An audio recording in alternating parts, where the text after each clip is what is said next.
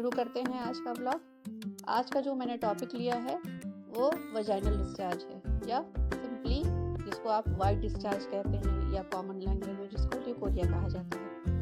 और गायनेकोलॉजिस्ट अपनी पूरी प्रैक्टिस में सबसे ज़्यादा पेशेंट्स इसी प्रॉब्लम्स के देखते हैं। तो शुरू करते हैं। पहले तो मैं बताऊंगी कि एक्चुअली नॉर्मल वजाइनल डिस्चार्ज होता क्या है, कितना अमाउंट इसका सेफ है, कितना अमाउंट अनसेफ, नॉर्मल आप कैसे पहचानेंगे, एबनॉर्मल आप कैसे पहचानेंगे।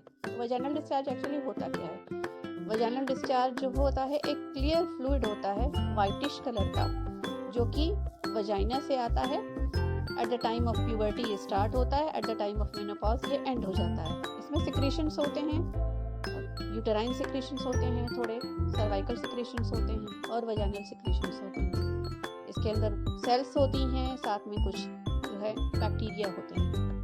तो एक्चुअली वजाइना का 2/3 अपर पोर्शन जो है वो डोडरलिन बैसिलाई को हार्बर करता है, और जो कि लैक्टिक एसिड का फॉर्मेशन करता है, और जिससे वजाइना का पीएच मेंटेन होता है। तो ये नॉर्मल बात एक मैंने आपको बता दी है। अब काम क्या है इस वजाइनल डिस्चार्ज का? तो काम ये है इसका कि चूंकि ये स्लाइटली एसिडिक इन नेचर होता है, इसलिए ये इटसेल्फ जो है वजाइना को क्लीन करता है, हेल्दी बनाता है और बहुत सारे इन्फेक्शन से प्रोटेक्ट करता है। अब आते हैं अमाउंट पर। बहुत सारे पेशेंट को पता ही नहीं होता है कि कितना अमाउंट नॉर्मल होता है। वो नॉर्मल वजाइनल डिस्चार्ज को भी हम नॉर्मल समझने लगते हैं। तो अमाउंट जो है वो 2 to 5 ml जो है पर डे के हिसाब से नॉर्मल है। दैट मीन्स कि 1 टीस्पून के आसपास ये नॉर्मल है।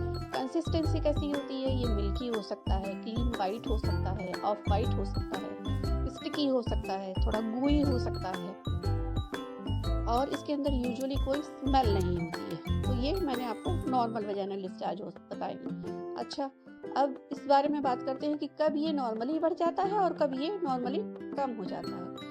तो नॉर्मली ये बढ़ता है at the time of puberty, जब लड़की को पीरियड्स आने वाले होते हैं या आ गए होते हैं, उस टाइम ये नॉर्मली बढ़ जाता है। Second, at the time of ovulation, जब आपका अंडा फूटता है। फिर उसके बाद पीरियड आने से 2-3 दिन पहले और पीरियड आने के 2-3 दिन बाद भी वजाइनल सिक्रेशन नॉर्मली बढ़े हुए होते हैं। उसके अलावा अगर आप प्रेग्नेंट हैं तो भी आपकी वजाइनल सिक्रेशंस बढ़ जाते हैं, डिस्चार्ज ज़्यादा होने लगता है।